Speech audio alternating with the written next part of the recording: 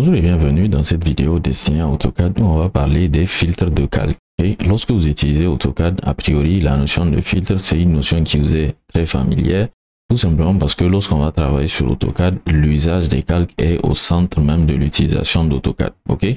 Par contre, dans cette logique d'utilisation de calque là, on a ce qu'on va appeler des filtres de calque. Dans cette vidéo, on va parler de ces filtres là. Je vais vous indiquer à quoi ça sert lorsque vous allez notamment travailler en gros projet. Donc AutoCAD 2D, vous le savez, ou en tout cas de façon générale, AutoCAD, c'est un logiciel qui va nous permettre de faire du dessin technique. Dans la réalisation de ce type de dessin là, vous avez ce qu'on va appeler les calques. Les calques, c'est déjà des choses qu'on a expliquées. Si vous voulez, c'est des éléments qui vont vous permettre de grouper, de catégoriser vos objets à l'intérieur d'AutoCAD. Par exemple, admettez que vous allez créer un plan de bâtiment. Vous allez probablement créer des calques pour des murs et à l'intérieur de ce calque-là, vous allez placer toutes les lignes ou de façon générale tous les éléments de dessin qui vont représenter le mur. Vous allez probablement créer un calque pour les éléments de porte, un calque pour les éléments de fenêtre. L'usage de ces calques-là va vous permettre, tel que vous le savez, très probablement si vous utilisez AutoCAD, l'usage de ces calques-là va vous permettre de bien gérer votre projet et surtout de l'optimiser dans l'utilisation tout simplement, notamment des présentations ou même de l'exploitation générale du projet.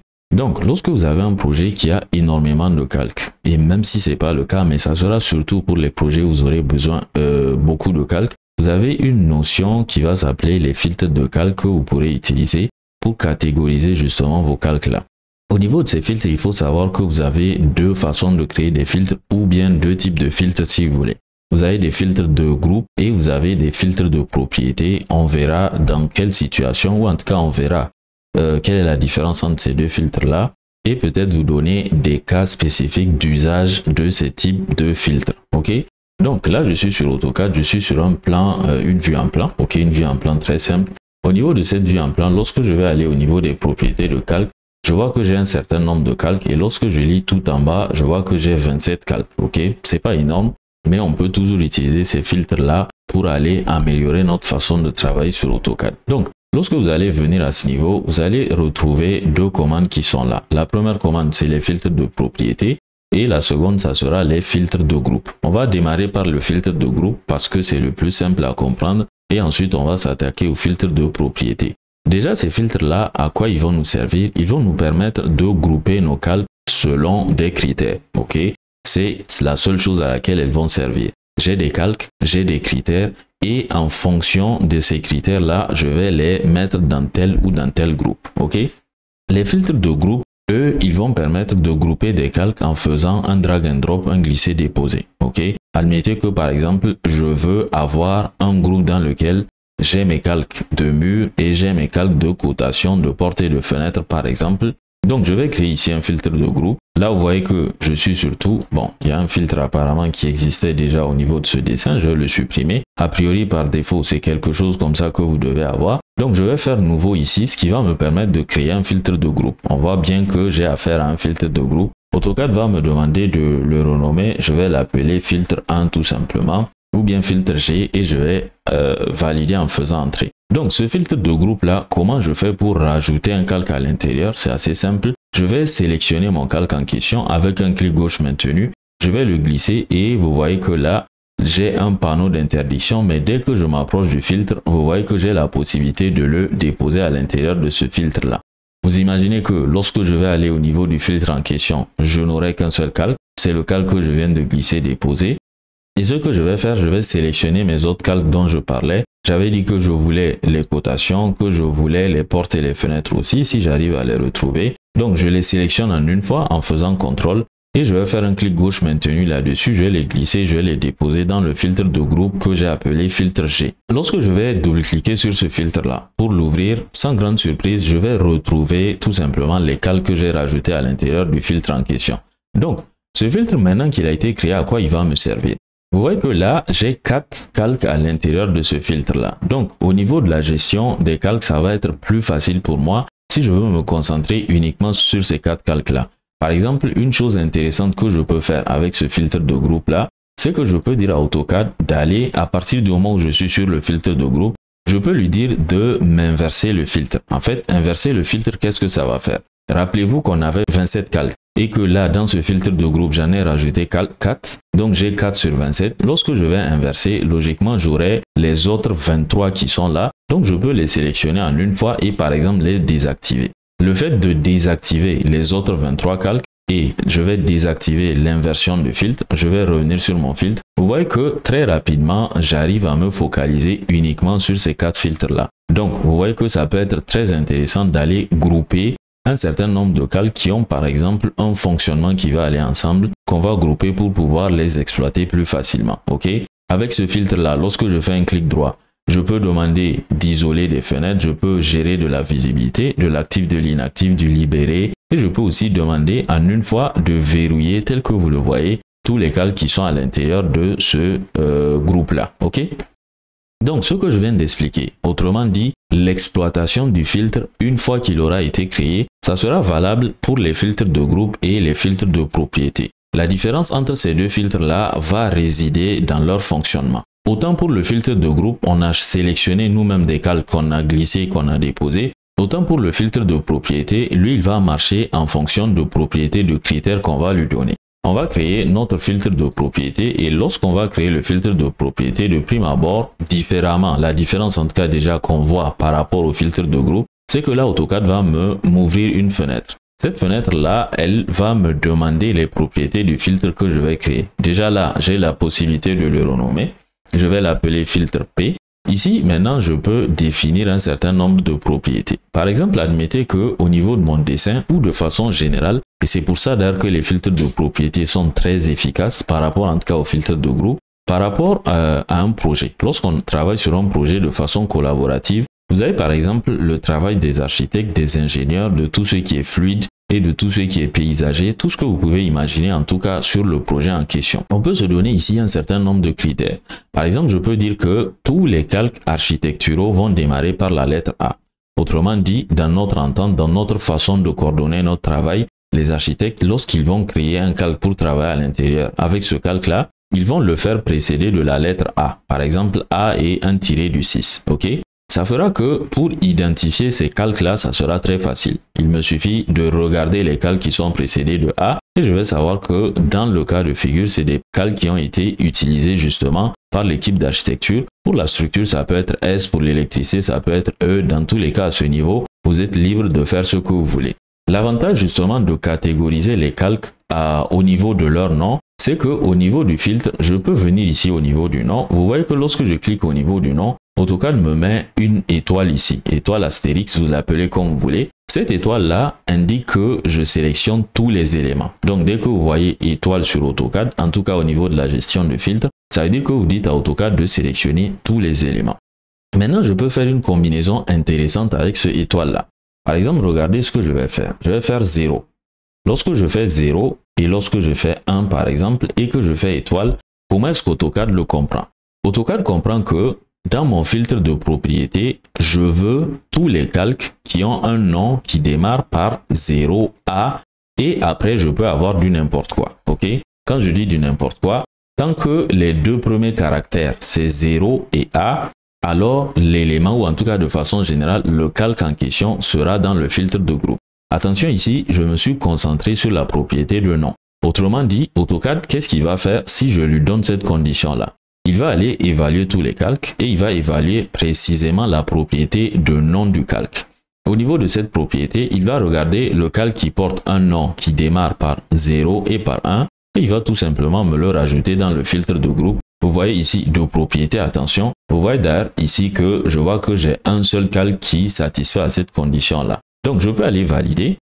Et si je valide, vous voyez que j'ai ce calque-là qui s'appelle 01 chambre 1 qui va automatiquement se trouver dans ce filtre de propriété. L'avantage avec le filtre de propriété, c'est que une fois que les propriétés sont définies, vous pouvez travailler tranquillement, sachant que dès lors que vous allez créer un calque qui va démarrer par 01, automatiquement AutoCAD va le placer ici. Vous voyez donc que dans la logique que je vous avais expliqué au début, dans le travail collaboratif où on aura des architectes, des ingénieurs structure, des électriciens, ainsi de suite, qu'est-ce qu'on peut faire? Je peux venir par exemple ici, je dis que je vais créer un filtre qui s'appelle archi et je vais faire A ici et je vais faire étoile. Ok, je vais valider. Je vais refaire un autre filtre de propriété. Je vais l'appeler structure. Ok, structure comme ça. je fais la même chose. Enfin, dans le principe, je fais S et je fais étoile après, je valide. Et ensuite, je vais créer un dernier que je vais appeler électricité. Donc, je vais juste l'appeler élec et je fais E étoile, je vais aller valider. Qu'est-ce que ça me donne comme garantie? À l'état actuel, vous voyez que le filtre électricité est vide, le filtre structure est vide. Par contre, au niveau du filtre archi, j'ai 3 calques qui ont été automatiquement rajoutés. AutoCAD a regardé dans les calques qui existent à l'état actuel dans le projet. Il a recherché les calques qui vont démarrer par A et il va gentiment le rajouter dans ce calque archi là, dans ce filtre de groupe archi là. Quel est l'avantage, tel que je le disais, d'utiliser des filtres de propriété? C'est que à partir du moment où ils ont été créés, je vais retourner là sur tous mes calques. Je vais créer un nouveau calque. Ce nouveau calque, je vais l'appeler S. Je vais faire par exemple un tiret et je vais l'appeler poteau. Pourquoi pas, je valide. OK. Ensuite, je vais créer un autre que je vais appeler E. Je vais faire un tiret ici et je vais l'appeler par exemple goulotte et je vais aller valider. OK. Donc, lorsque je vais au niveau de archi, attention, si je double-clique là-dessus, AutoCAD m'ouvre les propriétés telles que vous voyez, au cas où je change d'avis. Mais lorsque je clique une fois là-dessus, il va m'ouvrir le filtre. Vous voyez que le calque électricité, le filtre plutôt électricité, automatiquement AutoCAD m'a rajouté ce calque-là à l'intérieur. Vous imaginez bien que lorsque je vais venir dans structure, j'aurai le calque S poteau qui aura été rajouté. Vous voyez que donc dans une façon de travailler, on peut aller très loin avec cette notion-là. Je peux, dès la création de mon gabarit, me poser cette question-là. Par exemple, si je dois créer un gabarit pour un cabinet, je vais poser la question aux utilisateurs, plutôt aux collaborateurs au niveau de ce cabinet. Je vais leur poser des questions. Lorsque vous travaillez, quelles sont par exemple les ressources humaines qui vont intervenir sur le dessin? Après ça, je peux leur demander quels sont les métiers, ainsi de suite. Et en fonction de ça, je peux déjà anticiper une création de filtres de propriété au niveau de leur gabarit. De sorte que lorsqu'ils vont travailler, on va aller sur une logique et lorsque cette logique-là est adoptée, en tout cas lorsqu'elle est respectée, vous aurez très facilement une gestion locale qui est basée sur cette notion de filtre à l'intérieur de leur projet. Donc ces filtres de propriété que je viens de créer, elles sont basées sur des propriétés. Autrement dit, ce calque-là, si je le sélectionne et que je le renomme et que je rajoute par exemple un A ici et que je valide, vous voyez que automatiquement il sera exclu du filtre structure tout simplement parce que il ne valide pas la condition d'appartenance à ce filtre là. Par contre, vous avez vu que je l'ai précédé dans A, autrement dit lorsque je vais venir sur archi, automatiquement il va se retrouver au niveau du archi là. Donc là c'est la création de filtres, comment on va les créer, comment est-ce qu'on va les modifier. Au niveau de ces filtres, quelque chose aussi qu'on peut rajouter, je vous ai expliqué le principe au niveau de la propriété non. Ce principe-là, vous pourrez le retrouver au niveau des autres propriétés. Par contre, faites attention. Vous savez qu'au niveau des propriétés de calque, sur AutoCAD, on a certains éléments qui sont binaires. Par exemple, actif, vous avez actif ou inactif. Donc là, je n'ai pas à m'amuser avec des étoiles. Je vais tout simplement dire à AutoCAD que je veux à l'intérieur de ce filtre, par exemple, tous les calques qui sont actifs ou tous les calques qui sont inactifs. Ça sera le même cas pour geler, verrouiller, ainsi de suite. Ou même sur les couleurs, je peux dire à AutoCAD que vous voyez que j'ai des calques qui ont des couleurs magenta. Je peux dire à AutoCAD que je veux des calques qui ont des couleurs magenta et tel que vous le voyez, il va filtrer et me placer ces calques-là. Vous pourrez aussi imaginer donc une façon de travailler qui sera basée sur des couleurs et à partir du moment où vous sélectionnez telle ou telle couleur, AutoCAD va vous le placer à l'intérieur d'un calque, d'un filtre de propriété plutôt. Ici, avant de finir avec cette vidéo, il faut savoir que je peux combiner plusieurs propriétés. Par exemple, ici, je peux dire à AutoCAD que je veux tous les filtres qui ont, tous les calques plutôt, qui ont des couleurs magenta et qui démarrent par 0. Attention, 0 tiré comme ça du 8 et je vais faire P. P comme ça. Vous voyez que là, je n'ai que ce filtre-là qui satisfait aux deux propriétés. Tout à l'heure, lorsque j'étais sur le tout, ok, en faisant étoile, ça veut dire que je sélectionne tous les filtres selon leur nom. Je veux dire, je sélectionne tous les filtres tout simplement. Mais là, en fait, le fait de rajouter la condition de couleur fait que AutoCAD va déjà appliquer un premier filtre. Avec ce filtre de couleur, je vois que je n'ai que 2 candidats qui peuvent appartenir à ce filtre de propriété.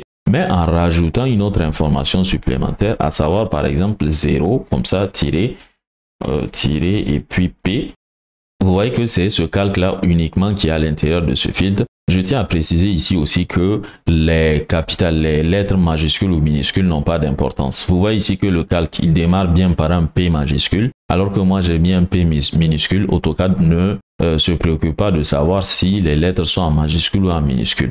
Quelque chose aussi d'intéressant, c'est que je peux dire à AutoCAD, par exemple, je peux utiliser des combinaisons avec le point d'interrogation. Donc si j'arrive à le retrouver, Le point d'interrogation, en fait, à quoi il va servir? Le point d'interrogation, c'est pour dire à AutoCAD que je veux que la première lettre, elle soit random, ok, qu'elle soit aléatoire. Par exemple, je vais venir ici au niveau de mes calques. Ici, vous voyez que j'ai des calques qui vont démarrer par 0, ok, et avec une seconde lettre qui est, voilà, en fait, je vais faire un cas de figure très intéressant. Admettez que je veux tous ces calques-là, mais que je veux créer un filtre avec une propriété. Vous voyez que je peux demander à ce que le filtre démarre par 0 et je peux mettre étoile à la fin. Sauf que si je mets étoile à la fin, AutoCAD va me rajouter tous les autres calques qui vont démarrer par 0. Donc, je dois trouver une autre façon d'exclure tous ces autres calques-là. Donc, pour ça, je sais que ceux-là, lorsqu'ils vont démarrer, par exemple, par 0, j'ai un élément qui va venir, donc soit 1, soit 2, soit 3, soit 4, et ensuite, j'ai quelque chose comme un tiré. Donc, je peux dire à AutoCAD que je veux 0. Après, je mets par exemple quelque chose comme point d'interrogation et ensuite je vais mettre tiré. Le point d'interrogation, comment est-ce qu'AutoCAD va le traduire? Il va le traduire par un élément quelconque. Donc ça peut être 0,1, ça peut être 0A, ça peut être 0,10, pas 0,10 bien entendu, ça peut être 0,9 ainsi de suite. Tant qu'il y a 0 et que le deuxième caractère, tant qu'il y a 0 au début, le deuxième caractère peut être aléatoire et ensuite on va sélectionner une étoile. Par contre, vous voyez que malgré ça, si je fais ça, j'aurai toujours ces calques-là en fait qui vont appartenir au filtre de groupe. Donc, je vais aller, on va tester ça. Donc, ici, je fais 0, je fais point d'interrogation, ok, et je vais faire tirer. Donc, ici, qu'est-ce que j'ai? J'ai tous les calques qui vont démarrer par 0, ok. Là, tu dois avoir 0 au début de ton nom. Ensuite, le deuxième caractère, il est aléatoire. Il peut être 0, il peut être A, il peut être 1, il peut être 9, tout ce que vous voulez à ce niveau-là.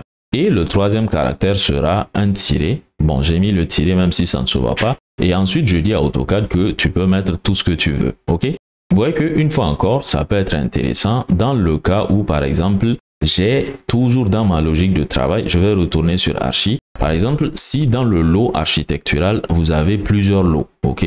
Donc, dans le groupe architectural, vous avez plusieurs lots. Par exemple, j'ai architecture et à l'intérieur de l'architecture, j'ai les murs. Et j'ai architecture et à l'intérieur de l'architecture, j'ai par exemple tout ce qui est menuiserie métallique. Donc, vous imaginez que je peux par exemple imaginer un calque qui va démarrer par A. Ensuite, bon, je vais faire du A majuscule. Ensuite, je fais tirer et je vais faire par exemple menuiserie métallique comme ça et je vais faire tirer. Ok? Donc, ce calque-là, si vous voulez, je suppose que je vais l'utiliser pour créer les éléments de type architecture qui sont de type encore sous type menuiserie métallique. Je vais créer un autre, je vais l'appeler A, je fais tirer et je vais l'appeler par exemple M, donc MU dans ce cas. Ça sera pour les éléments de type architecturaux mais qui seront des murs, ok? Donc vous voyez que ici, si je veux exclure celui-là, je vais faire A, tirer, M, certes, je fais tirer et je vais faire ici une étoile. Si je veux inclure celui-là, je fais A, tirer, MU, je fais étoile et il sera uniquement dans le calque en question, dans le filtre plutôt en question. Et je peux aussi utiliser les points d'interrogation. Si je veux par exemple que, donc vous voyez que là j'ai AM, je peux faire A et puis je fais point A tirer point d'interrogation et ensuite je mets étoile. Donc là ça va me prendre par exemple les filtres qui appartiennent, les calques plutôt qui vont démarrer par A tirer et ainsi de suite. Donc ces filtres de propriété et de groupe là, tels que je l'ai dit, vous pourrez les utiliser à partir du moment où par exemple j'ai tous mes calques architecturaux. Je peux inverser et je dis à AutoCAD que une fois que j'ai inversé, je sélectionne tout le monde, je les désactive et je vais revenir par exemple sur mon calque architectural. Attention, j'inverse et je vais activer tous les éléments qui appartiennent à ce filtre là. Vous imaginez bien que le AM et le AMU que je viens de créer, ils seront dans le filtre architectural parce que en double-cliquant, je rappelle que ce filtre là, il démarre, il sélectionne tous les calques qui vont démarrer par A. Ok? Donc, les critères, on les a vus au niveau du nom. C'est surtout parce que c'est au niveau du nom qu'on a énormément de marge de manœuvre. Au niveau de l'actif, je l'ai verrouillé ou de façon générale, au niveau des autres propriétés, on aura des situations de propriétés binaires et ainsi de suite. Ça peut être quelque chose que vous pourrez envisager, mais c'est surtout pour l'utilisation des noms que ces filtres-là vont être intéressants. Donc là, il s'agit d'une notion de calque et plus précisément ou de façon générale d'une notion sur AutoCAD. Attention, c'est des notions relativement avancées, on va le dire, même en termes de gestion de calque. Si vous voulez par contre apprendre AutoCAD dès le début, même si c'est un logiciel que vous n'avez jamais ouvert, je vais vous mettre une formation en description de cette vidéo. Formation que vous pourrez suivre qui va vous permettre a priori, si vous la suivez sérieusement, d'apprendre AutoCAD de A à Z, en tout cas pour faire de la 2D sur AutoCAD de façon très sereine. Merci d'avoir suivi cette vidéo sur les filtres de groupe et les filtres de propriété sur AutoCAD. En espérant qu'elle vous aura été utile, on se donne rendez-vous à très bientôt sur nos différents canaux Build Ingénierie.